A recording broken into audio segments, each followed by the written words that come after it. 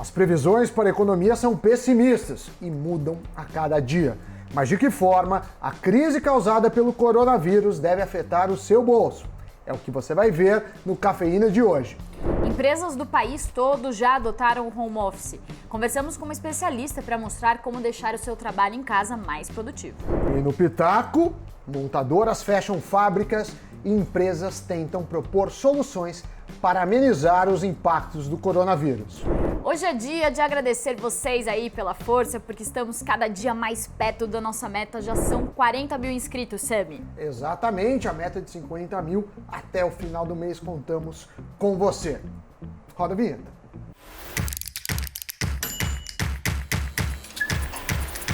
Oi pessoal, sejam muito bem-vindos ao Cafeína. Os bancos têm revisado suas projeções para a economia mundial e brasileira a cada dia. A recessão econômica, com 2 trimestres seguidos de queda no começo do ano, já é dada como certa. E os bancos já esperam que a economia tenha uma retração no ano de 2020, como o JP Morgan, que prevê uma queda de 1,6% neste ano.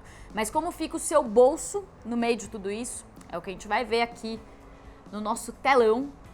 Sami, conversei com o Vitor Cândido, que é da Journey Capital, que é uma gestora de recursos, e com o Cosmo Donato, que é da LCA Consultores. E aí a gente tem aqui esse panorama para os investimentos. A gente falou bastante sobre isso, né? De segurar a onda, manter os seus investimentos ali para não resgatar no pior momento. Aí eles falaram também uma coisa interessante, o Vitor falou, na renda fixa o preço oscila, mas a rentabilidade não. Muita gente tem perguntado do Tesouro Direto, por exemplo, né? Na verdade, o preço oscila porque a taxa de juros oscila. Então, no caso, o limite de um calote, a rentabilidade também oscila.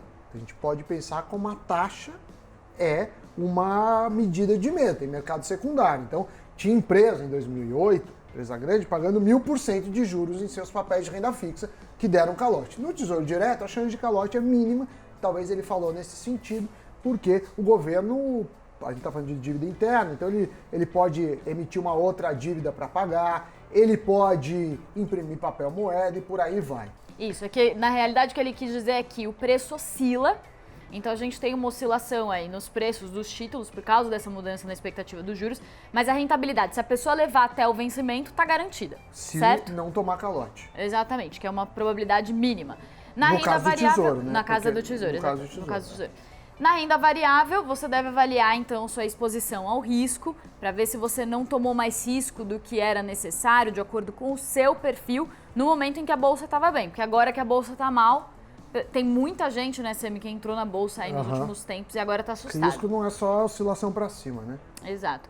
E aqui a última dica em relação aos seus investimentos que devem ser impactados. A bolsa está caindo sim, os títulos do Tesouro Direto também estão oscilando mais com essas variações na taxa de juros, mas essa última dica aqui então de diversificar os investimentos que o Sami fala bastante, né? Sempre é uma boa. De diversificar, quanto mais você diversifica, se você tem os seus ovos em várias cestas e não numa só, se uma delas vai mal, ou se os seus ovos se quebram em uma das cestas, você tem pelo menos uma segurança aí de que você não vai perder todo o dinheiro. Bora aí para nossa segunda tela. Nosso segundo impacto no bolso causado pelo coronavírus é nos preços. Então a gente traz aí a previsão da LCA, eles preveem que os alimentos fiquem mais caros em março e em abril. Então eles preveem aí um IPCA aumentando de 0,65% para quase 1%, isso em março, e em abril de 0,21% para 0,43%. Provavelmente você vai ter um aumento no custo, né? O que a gente chama de inflação de custo. Apesar das vendas estarem provavelmente menores, né?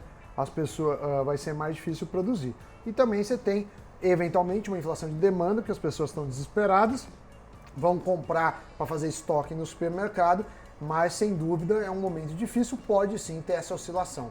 Exato. E aí também a previsão de alívio no preço de serviços e bens de consumo. Depois do serviço nem vai estar aberto, né? Então, quer dizer, não dá nem para falar isso. Mas se você pensar em bens como as roupas, provavelmente as pessoas estão menos preocupadas em comprar roupas, trocar de celular nesse momento. Mas faz muito sentido, né, o que os dois especialistas falaram. Exatamente. O que eles dizem, então, que no fim das contas o IPCA, que tem uma cesta ali de produtos, não deve subir tanto, porque a gente deve ter essa redução nos serviços. Mas o alimento aí deve pesar um pouco mais no bolso. Vamos para a próxima tela aqui. Então, o terceiro impacto do coronavírus no bolso é no emprego e na renda. Então, a expectativa aqui da LCA, a renda deve encolher principalmente entre os autônomos, porque os autônomos não têm o salário fixo, é por exemplo o caso do Uber, que vai fazer menos corridas, e aí eles preveem então uma queda de 1 a 3% em termos reais, isso já contando a inflação, para 2020. Sami, vai ser difícil encarar esses dados aqui, né, de renda e demissões, por exemplo, eles falaram que devem aumentar principalmente no comércio e nos serviços, e eles preveem que o desemprego médio, que seria de 11,3% nesse ano, sobe para 11,7%. Eu achei eles muito otimistas, né? Eu acho que vai cair mais a renda e o desemprego, infelizmente, vai subir mais.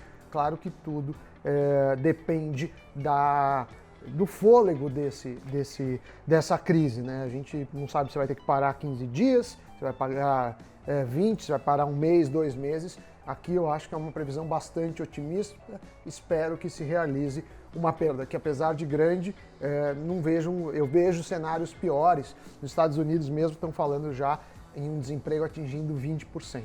Isso que nos Estados Unidos eles estavam quase no pleno emprego, né, Sami, com uma taxa de desemprego baixíssima de 3,5%. É difícil. Vamos ver então. Agora a gente vai mostrar para vocês então quais são as dicas para você se adaptar e adaptar o seu bolso a esse novo cenário que deve mexer com emprego, com renda, que deve mexer com seus investimentos. Então a gente tem aqui, eu conversei com o professor Arthur Vieira de Moraes, que é professor de finanças. Primeira coisa, Sami, que ele falou, renegociar os pagamentos. Então, por exemplo, você não vai conseguir pagar o aluguel, caiu tua renda. Em vez de você deixar de pagar ou alguma coisa assim, tentar conversar com o proprietário para ver se por um período ele consegue dar uma segurada aí. É uma dica que precisa ver se é factível, né? Alguns pagamentos você consegue, outros não. Também depende de várias determinações do governo. Tem países aí que estão liberando até, não só adiando, mas liberando consumo de água, de luz, de bens básicos. Mas você sabe, você vai estar em casa, você não paga a conta de luz, não adianta você renegociar, se eles quiserem eles cortam. Então, eu acho que vale a dica, mas as coisas não são tão simples assim. O proprietário também está sem dinheiro, então quer dizer, não é só você que está em condições. E é justamente isso que ele fala, né? Que como está todo mundo no meio dessa crise, de certa forma as pessoas conseguem se entender, quando possível, né? Conseguem se entender, ter algum diálogo em relação a isso. Mais ou menos, porque no supermercado as pessoas, em vez de comprar pouco e deixar para todo mundo, vira uma guerra de todo mundo sair correndo, acaba os preços, acaba os estoques, os preços sobem. Gostaria que as pessoas fossem mais conscientes. Muito bem. A segunda dica é reduzir os serviços em vez de cancelar. Essa é uma dica também, acho que tem muito a ver com a consciência, né? Então, em vez de sair cancelando, tentar reduzir os serviços, você vai precisar economizar dinheiro, mas a gente também precisa manter a economia rodando, né, Sami? Você tem que manter, mas óbvio, você não tem dinheiro para pagar aluguel, você vai cancelar, por exemplo, a academia, até porque a academia está fechada, mas tem personagens que vão ficar sem emprego. É difícil para todo mundo, principalmente os mais vulneráveis, os mais sensíveis. Então tem gente que fala, se você tiver uma faxineira com mais de 60 anos, você recomenda para ela não vir trabalhar, tente manter o salário dela ou faça banco de horas. Eu acho que é uma questão de solidariedade. Não sei se é o melhor para o bolso, mas talvez seja o melhor para a sociedade, se colocar no lugar do outro. E sobre as atividades físicas também tem gente que está pedindo para os personal trainers treinos online. Tem, mas treino online o cara não vai pagar o mesmo valor, assim, né? Então é mais uma ajuda mesmo. Aqui acho que é uma dica mais aí para quem é seletista, para quem vai manter o salário fixo aí para tentar. Sim, quem consegue. Exatamente. Bom, terceira dica é se planejar e antecipar as mudanças. Então, melhor você se planejar, fazer um planejamento, rever aí suas finanças, sentar, anotar os gastos, anotar as despesas, antes de você ser pego de surpresa, né? Mas eu acho que é sempre bom você trabalhar com um cenário mais pessimista, em que vai durar, 3, 4 meses financeiramente, e se as coisas melhorarem, você é surpreendido do que você se preparar financeiramente para 15 dias disso. Agora, não tem muito tempo para planejar, porque foi uma coisa muito rápida, muito surpresa, também dentro do possível.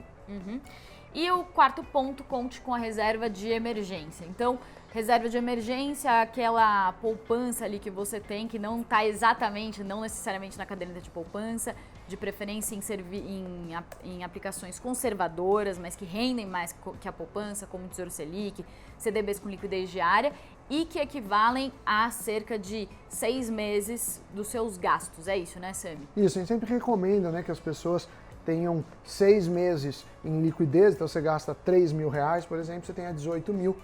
Essa é uma situação de emergência, sem dúvida, mas, de novo, não dá muito para planejar. Quem não fez a reserva de emergência vai ter que se virar de alguma forma. O governo está dando uma ajuda, mas, obviamente, é insuficiente para a perda que tem da economia. Não é culpa do governo, porque se ele também ajudasse todo mundo que precisasse, seria um endividamento sem precedentes do governo e talvez a crise se alongaria por muito mais tempo. Então é uma situação difícil, realmente é uma pandemia, é um caos e a gente fica preocupado e essas dicas tentam aí te ajudar nessa hora, estamos juntos. Muito bem, então bora para o nosso próximo assunto. O nosso próximo assunto é o quadro Carreira 4.0. Roda a vinheta.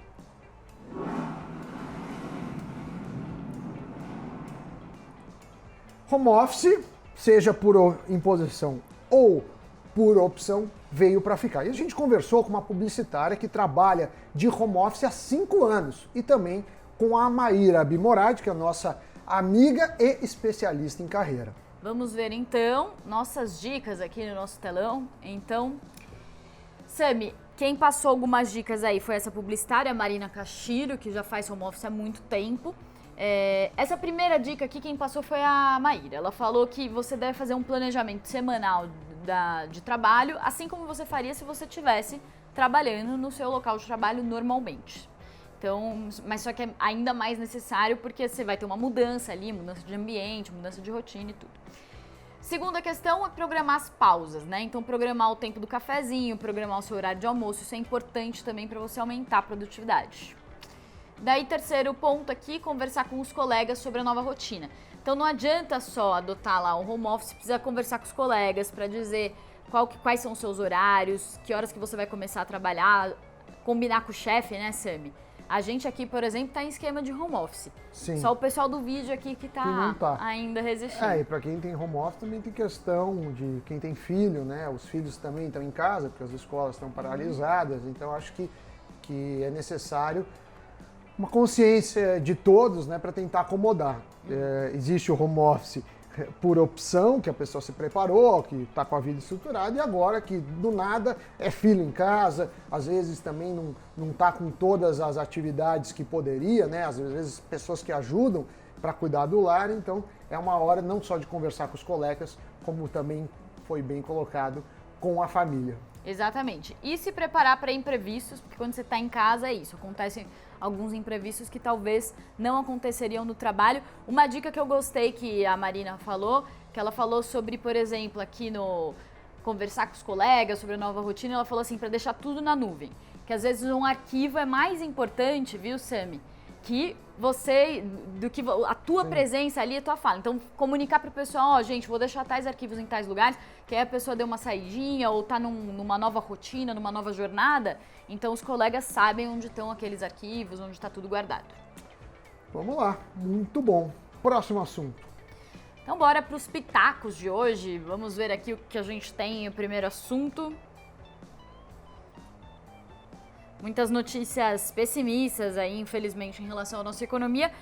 Começando, então, Sami, por essa notícia aqui, montadoras fecham as fábricas e colocam cerca de 50 mil funcionários em férias coletivas. As pessoas não estão indo trabalhar, não podem trabalhar, seja por uma questão de falta de transporte público, que muitos lugares estão adotando, ou até por uma questão de saúde, recomendação a aglomerações. Então faz todo sentido. Vejo que a montadora que dispensa é melhor usar férias coletivas do que sair demitindo. Então, uma medida necessária. Claro que a gente vai pagar um preço alto por isso, porque cai a produtividade, às vezes não é o momento ideal, mas todo mundo está pagando um preço e um preço alto por isso. Não tem muito mais comentário, a não ser lamentar e, dentro do possível, acredito que essa seja a melhor alternativa, pelo menos no curto prazo. Muito bem, e a GM, na esteira aí dessa notícia, a GM suspendeu os investimentos que faria aí entre 2020 e 2024 de bilhões de reais aqui no estado de São Paulo. Então, suspenso aí o investimento da GM. Vamos para o próximo pitaco. Então, iFood criando assim, as empresas aí tentando achar alguma solução aí, tentando trazer uma boa notícia, o iFood criando esse fundo de 50 milhões para os restaurantes. Para o iFood é muito importante os restaurantes não quebrarem, né? Porque, tá bom, uma hora que se eles quebram, são menos gente trabalhando, entre aspas, para o iFood, porque o iFood vive. E por que funciona bem? Porque tem vários restaurantes lá, restaurantes de qualidade. Agora, alguns restaurantes serão muito impactados. Porque as pessoas podem pedir pelo aplicativo. Claro que podem, mas também se as pessoas estão mais em casa, também elas vão cozinhar mais, também vão gastar menos com isso. Então os restaurantes preocupam, vale dizer também que nos lugares liberados por exemplo, prefeito de São Paulo, restaurantes e lanchonetes serão liberados. Mas se não tem ninguém na rua, obviamente o movimento vai ser menor. E se tem menos gente trabalhando, também faz sentido dizer que as pessoas vão fazer mais a comida e pedir menos. Eu gostei da atitude do iFood, acho que, além de ter um apelo social, é uma atitude que se reverterá em prol do iFood no médio e no longo prazo. Muito bem. E ontem também o presidente da Associação Brasileira de Bares e Restaurantes disse que houve já uma queda brutal nas receitas. Ele falou, inclusive, que podem ser demitidos 3 milhões de funcionários em 40 dias, isso se o governo não apresentar alguma medida aí para socorrer o setor. E aí o iFood, então, com essa solução, que Sami vai focar principalmente em pequenos estabelecimentos, né, em restaurantes que são de pessoas físicas, que os proprietários são pessoas físicas. Então, bora aí para o nosso terceiro pitaco, fechamento da Bolsa. A Bolsa teve um dia bastante atípico, né? Lembrando que na quarta-feira ela caiu muito, teve o primeiro circuit breaker, quase o segundo circuit breaker, isso na quarta. Ontem ela chegou a cair bastante, depois foi se recuperando. Por quê? Você teve a Petrobras ajudando, teve uma recuperação da cotação do petróleo e você teve, inclusive, anúncios de medidas, por exemplo, do governo americano que vão ajudar o Brasil. Final do dia, fechou aí no positivo, 2,15% de alta aos 68.331 pontos. E lembrando do pico de ontem, chegou a bater 7% de queda, aí dá para ver o que a gente transforma em risco, né? Risco é essa oscilação. Realmente existe uma incerteza muito grande. Exato. E Sami, curioso perceber o quanto que a nossa bolsa oscila de acordo com os Estados Unidos, né? Então, sai uma medida lá e isso acaba aí interferindo nas nossas cotações, né?